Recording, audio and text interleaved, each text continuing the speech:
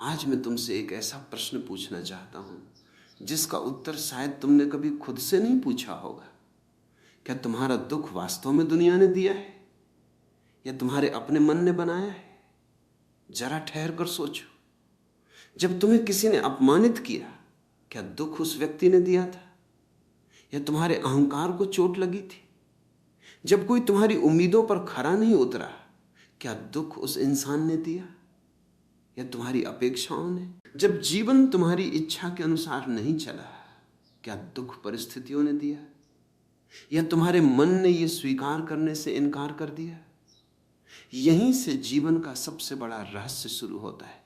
मनुष्य का सबसे बड़ा भ्रम यह है कि वो अपने दुख का कारण हमेशा बाहर खोजता है।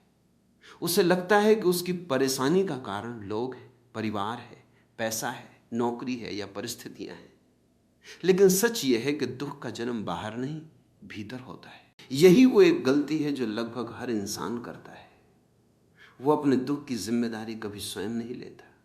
कल्पना कीजिए, दो व्यक्ति एक ही परिस्थिति से गुजरते हैं, दोनों की नौकरी चली जाती है।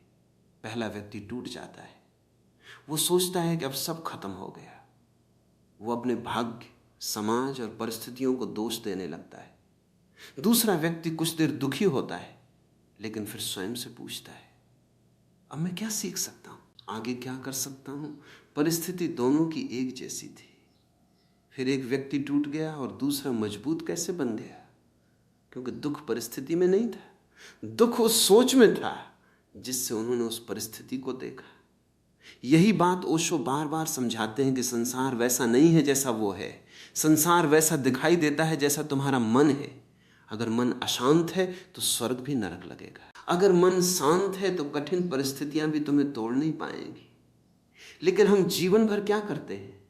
हम सोचते हैं अगर मुझे अच्छा घर मिल जाए तो मैं खुश हो जाऊंगा, अगर मुझे अच्छी नौकरी मिल जाए तो सब ठीक हो जाएगा, अगर लोग मुझे समझने लगे तो मैं सुखी हो जाऊंगा। और जब ये सब मिल भी जाता है तब मन कोई नई कमी ढूंढ लेता है। यही मन का स्वभाव है। उसे वर्तमान में जीना नहीं आता। वो या तो बीते हुए कल में भटकता रहता है या आने वाले कल की चिंता करता रहता है। वर्तमान में रहना उसे सबसे कठिन लगता है। इसीलिए आज अधिकांश लोग जी नहीं रहे हैं, केवल समय काट रहे हैं। वे सुबह उठते हैं, काम पर जाते हैं, मोबाइल चलाते हैं, सो जाते हैं, और यही क्रम वर्षों तक चलता रहता है। बाहर से सब सामान्य दिखता है, लेकिन भीतर एक खालीपन बढ़ता जाता है। ये खालीपन किसी चीज की कमी से नहीं, बल्कि स्वयं से दूरी के कारण पैदा होता है। जिस दिन तुम अपने भीतर लौटना सीख जाओगे, उसी दिन तुम्हारा दुख कम होना शुरू हो जाएगा। लेकिन मन ऐसा नहीं चाहता। मन हमेशा चाहता है कि तुम किसी और को दोष देते रहो, क्योंकि जिस दिन तुमने अपने दुख की जिम्मेदारी स्वीकार कर ली, उसी दिन तुम्हारे परिवर्तन की शुरुआत हो जाएगी। और यही बात मन को स्वीकार नहीं, इसलिए वो हर बार तुम्हें बाहर की ओर भटकाता है। कभी किसी रिश्ते में, कभी धन में, कभी प्रसिद्धि में, कभी दूसरों की स्वीकृति में। लेकिन सत्य यह है कि जो व्यक्ति स्वयं से जुड़ गया, उसे बाहर किसी सहारे की आवश्यकता नहीं रहती। यदि तुम ध्यान से देखो तो पाओगे कि मनुष्य की सबसे बड़ी भूल केवल एक है। वो वास्तविकता को नहीं, अपनी कल्पनाओं को जीता है। यही वो गलती है जो 99% लोगों को दुखी बनाए रखती है। जब तक तुम जीवन से ये अपेक्षा करते रहोगे कि सब कुछ तुम्हारी इच्छा के अनुसार होना चाहिए, तब तक दुख तुम्हारा पीछा नहीं छोड़ेगा। सोचो, तुम किसी से प्रेम करते हो, धीरे धीरे प्रेम समाप्त नहीं होता, बल्कि अपेक्षाएं बढ़ने लगती हैं। तुम चाहते हो कि सामने वाला हमेशा तुम्हारी बात समझे, तुम्हारी इच्छा के अनुसार व्यवहार करे, तुम्हें कभी निराश ना करे। लेकिन क्या ऐसा संभव है? हर व्यक्ति अपनी चेतना, अपने अनुभव और अपने स्वभाव के अनुसार जी रहा है। जब वो तुम्हारी कल्पना के अनुसार नहीं चलता, तब तुम कहते हो उसने मुझे दुख दिया। सच तो यह है कि दुख उसने नहीं दिया, दुख तुम्हारी अपेक्षा ने दिया। यही बात नौकरी में भी होती है। तुम सोचते हो जब मेरा प्रमोशन होगा तब मैं खुश हो जाऊंगा। प्रमोशन मिल जाता है, कुछ दिनों तक खुशी रहती है, फिर मन कहता है अब इससे बड़ी पोस्ट चाहिए, नई कार चाहिए, बड़ा घर चाहिए, ज्यादा सम्मान चाहिए। मन की भूख कभी समाप्त नहीं होती। वो हमेशा कहता है बस एक चीज और यही एक चीज और पूरी जिंदगी बन जाती है। मन कभी संतुष्ट नहीं हो सकता, क्योंकि उसका स्वभाव ही असंतोष है। अगर तुम मन से सुख खोजोगे तो तुम्हें केवल क्षणिक आनंद मिलेगा, स्थायी शांति नहीं। एक छोटी सी कहानी समझो। एक व्यक्ति रेगिस्तान में चल रहा था, उसे दूर चमकता हुआ पानी दिखाई दिया। वो पूरी ताकत से उसकी ओर दौड़ा, लेकिन जब वहां पहुंचा तो पता चला कि वो केवल मृग तृष्णा थी। वो फिर आगे दौड़ा, फिर वही हुआ। पूरा जीवन बीत गया, लेकिन पानी कभी नहीं मिला। हमारा मन भी ठीक ऐसा ही है। वो हर बार कहता है बस ये मिल जाए फिर सब ठीक हो जाएगा, लेकिन जैसे ही वो चीज मिलती है मन नई इच्छा पैदा कर देता है। इच्छाएं पूरी होने से मन शांत नहीं होता, बल्कि और अधिक इच्छाएं पैदा होती हैं। अब एक प्रश्न स्वयं से पूछो, क्या तुम वास्तव में जीवन जी रहे हो या केवल अपनी इच्छाओं के पीछे भाग रहे हो? यदि तुम्हारी सारी खुशियां भविष्य पर टिकी हैं तो वर्तमान हमेशा खाली रहेगा, और जो वर्तमान को खो देता है वो जीवन को खो देता है। याद रखो, जीवन अभी है, सांस अभी चल रही है, सूरज अभी उग रहा है, हवा अभी बह रही है। लेकिन मन कहता है अभी नहीं, कल खुश होंगे, और यही कल कभी नहीं आता। दुख का कारण परिस्थितियां नहीं, बल्कि उनसे जुड़ी तुम्हारी मानसिक पकड़ है। जिस दिन तुम जीवन को नियंत्रित करने की कोशिश छोड़ दोगे और उसे स्वीकार करना सीख जाओगे, उसी दिन भीतर शांति का जन्म होगा। स्वीकार करना हार नहीं है, स्वीकार करना जागरूकता है, क्योंकि जो है उसे पहले देखना पड़ता है, तभी परिवर्तन संभव होता है। जो व्यक्ति वास्तविकता से लड़ता है वो हमेशा थका हुआ रहता है। जो व्यक्ति वास्तविकता को समझता है वो भीतर से हल्का हो जाता है, और यही हल्कापन ध्यान की पहली सीढ़ी है। अब तक हमने समझा कि दुख का कारण दुनिया नहीं, हमारा अपना मन है।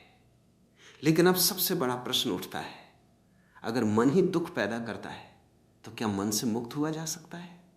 हाँ, लेकिन मन से लड़कर नहीं, मन को देखकर। यही है साक्षी भाव। साक्षी भाव का अर्थ है अपने विचारों, भावनाओं और प्रतिक्रियाओं को बिना उनका हिस्सा बने देखना। मान लो तुम्हारे भीतर क्रोध उठता है, सामान्यतः तुम कहते हो मैं क्रोधित हूं। इस वाक्य को बदलो, कहो मेरे भीतर क्रोध उठ रहा है और मैं उसे देख रहा हूं। बस इतना सा परिवर्तन तुम्हारी चेतना को बदल देता है। अब तुम क्रोध नहीं हो, तुम क्रोध के दर्शक हो। यही बात भय पर लागू होती है, यही ईर्ष्या पर, यही चिंता पर, यही दुख पर। जब तक तुम अपने विचारों से अपनी पहचान जोड़ते रहोगे तुम उनके गुलाम बने रहोगे। लेकिन जिस क्षण तुम उन्हें देखने लगते हो उसी क्षण उनकी पकड़ कमजोर होने लगती है। कल्पना करो, आसमान में बादल आते हैं और चले जाते हैं। क्या आसमान कभी भीगता है? नहीं, बादल बदलते रहते हैं, लेकिन आकाश वैसा ही रहता है। तुम्हारी चेतना आकाश है और विचार केवल बादल है। समस्या यह है कि तुमने खुद को बादल समझ लिया है, इसलिए हर विचार तुम्हें हिला देता है। कोई तुम्हारी आलोचना करता है, तुम टूट जाते हो।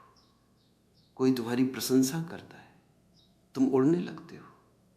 तुम्हारी खुशी और दुख दूसरों के शब्दों पर निर्भर हो जाते हैं। क्या ये स्वतंत्रता है? नहीं, ये मानसिक गुलामी है। जिस व्यक्ति का रिमोट दूसरों के हाथ में है वो कभी शांत नहीं रह सकता।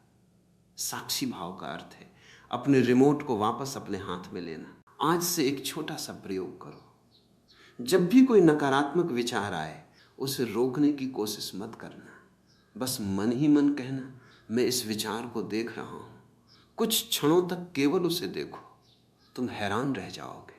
विचार अपने आप बदलने लगेंगे, क्योंकि विचारों को ऊर्जा तुम्हारी पहचान से मिलती है। जब तुम उनसे अपनी पहचान हटा लेते हो वे धीरे धीरे शांत हो जाते हैं। ध्यान का अर्थ विचारों को समाप्त करना नहीं है। ध्यान का अर्थ है विचारों के बीच भी जागते रहना। जब जागरूकता बढ़ती है तो मन धीरे धीरे अपना प्रभुत्व खो देता है, और जहां मन का शोर समाप्त होता है वहीं से शांति का जन्म होता है। याद रखो, दुख से लड़ना समाधान नहीं है, दुख को समझना समाधान है। मन को दबाना समाधान नहीं है, मन को देखना समाधान है। और स्वयं को बदलने की शुरुआत किसी बड़े कदम से नहीं, बल्कि एक छोटे से जागरूक क्षण से होती है। अब तक हमने जाना कि दुख का कारण हमारा मन है और उससे मुक्त होने का मार्ग है साक्षी भाव। लेकिन अब एक बहुत महत्वपूर्ण प्रश्न सामने आता है, यदि समाधान इतना सरल है तो फिर अधिकांश लोग जीवन भर दुखी क्यों रहते हैं? क्योंकि मनुष्य जाग कर नहीं, आदतों के सहारे जीता है। सुबह आंख खुलती है, वही भाग दौड़, वही चिंताएं, वही शिकायतें, वही डर, और रात होते होते वही थकान। फिर अगला दिन भी बिल्कुल वैसा ही। धीरे धीरे ये जीवन नहीं, एक मशीन बन जाता है। मनुष्य जन्म से मशीन नहीं होता, लेकिन बिना जागरूकता के वो मशीन बन जाता है। जरा अपने दिन पर ध्यान दो, कितनी बार तुमने बिना सोचे मोबाइल उठाया? कितनी बार किसी की बात पर तुरंत गुस्सा कर दिया? कितनी बार बिना भूख के भी सिर्फ आदत से कुछ खा लिया? इनमें से अधिकतर काम तुमने चुनकर नहीं, बल्कि आदत से किए। यही अचेतन जीवन है, और अचेतन जीवन हमेशा दुख पैदा करता है। अब अहंकार को समझो। अहंकार हमेशा कहता है मैं सही हूं, गलती सामने वाले की है, दुनिया मुझे नहीं समझती। लेकिन जिसने अपने भीतर झांकना शुरू कर दिया, वो दूसरों को दोष देना बंद कर देता है। वो पूछता है मैं क्या सीख सकता हूं? यही प्रश्न परिवर्तन की शुरुआत है। कल्पना करो कि कोई तुम्हारा अपमान कर देता है। यदि तुम तुरंत प्रतिक्रिया देते हो तो मन जीत गया। लेकिन यदि तुम 2 क्षण रुकते हो, एक गहरी सांस लेते हो और अपने भीतर उठती प्रतिक्रिया को देखते हो, तो पहली बार तुम मन के मालिक बनते हो। यही जागरूकता है। प्रतिक्रिया अचेतन होती है, लेकिन उत्तर जागरूकता से आता है। जो व्यक्ति हर बात पर तुरंत प्रतिक्रिया देता है, वो परिस्थितियों का गुलाम है। जो व्यक्ति ठहर कर उत्तर देता है, वही स्वतंत्र है। आज दुनिया में लोग सफलता तो खोज रहे हैं, लेकिन शांति नहीं। वे धन तो कमा रहे हैं, लेकिन स्वयं को खो रहे हैं। उनके पास समय बचाने के लिए मशीनें हैं, लेकिन स्वयं के लिए समय नहीं है। यही आधुनिक मनुष्य की सबसे बड़ी विडंबना है। जिसने पूरी दुनिया जीत ली, लेकिन स्वयं को खो दिया, उसने वास्तव में कुछ भी नहीं पाया।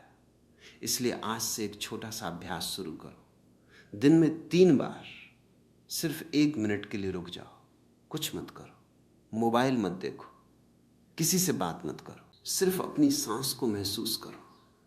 देखो मन कहाँ भाग रहा है, उसे रोको मत, बस देखो। धीरे धीरे तुम्हें अनुभव होगा कि विचार आते हैं और चले जाते हैं, लेकिन तुम्हारे भीतर एक ऐसी शांति है जो कभी नहीं जाती।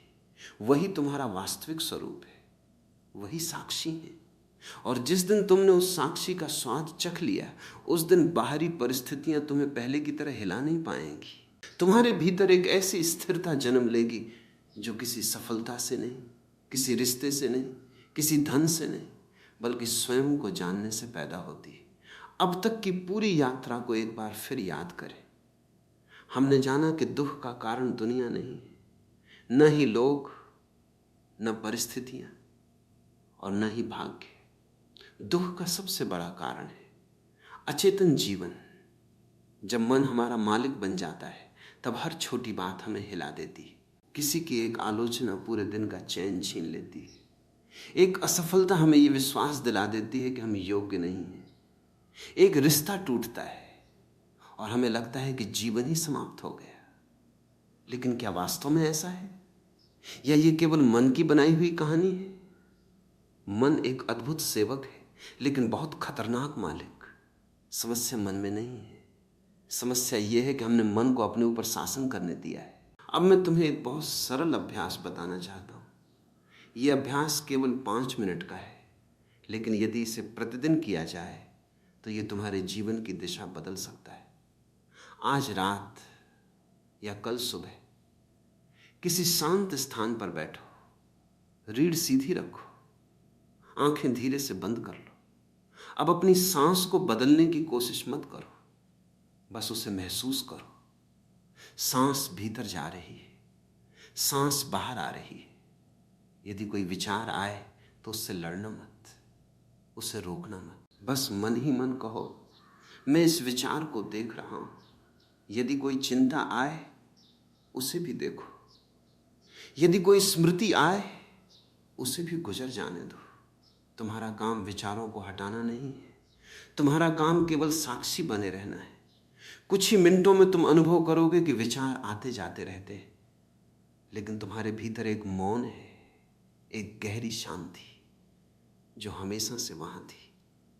यही तुम्हारा वास्तविक स्वरूप है। यही वो स्थान है जहां दुख पहुंच नहीं सकता।